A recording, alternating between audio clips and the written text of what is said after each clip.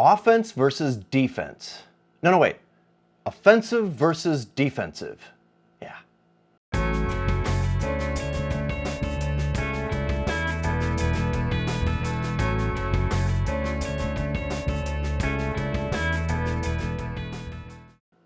Hi, and welcome back to the Bunkhouse. Are you living offensively? My meaning here is not in dictionaries. It's more as opposed to defense. I'm meaning, are you living your life pursuing something, trying to gain, searching for a goal, to score, and often against opposition? There are countries that have a cultural aversion to this style of living as it comes off too haughty or elitist, better than. When someone pursues a goal, there is an actual likelihood that some form of reckless abandon will take place. They're going for it. And I get that, that's fine. The attitude of let nothing stop you is prevalent there. Odd though, how it's celebrated once a person achieves that goal. And what are we celebrating in their achievements? That they met the goal? Or that they can sing or act? I mean, really? Or that their business is one that we use and so we like them more? And now, maybe even the same groups that celebrated their rise are a party to their fall. It's a weird cycle.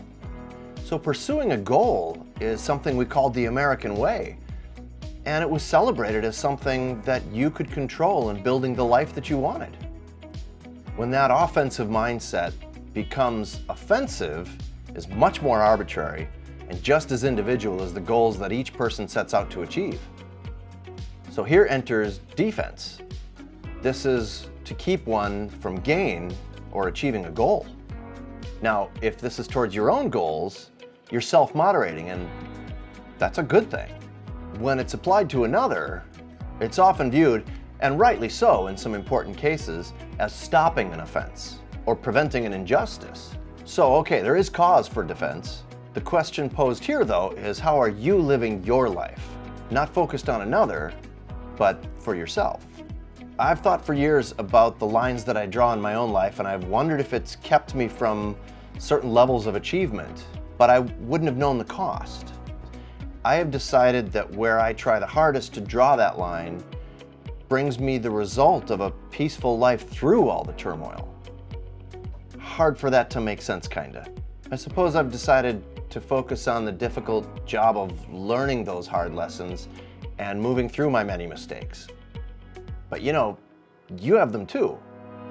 I don't as often, or maybe for too long, focus on the part of the problems that are really outside of my control, unless I get involved in a much deeper level. I'm thinking my life is 75% offense, trying to make things happen that I want for my life, and maybe 25% then defense, where I'm trying to hold my position, or even just allowing myself to be checked. The subtext is rich here, and what's at stake is peace in your days. And it's not something to scoff at. It might not be something that you talk about socially, especially for guys. It's considered a weakness to talk about your emotions or your feelings. But inside your own head, you know this is valid. So hey, if you get something from this, please give it a thumbs up and consider subscribing. It helps me continue it.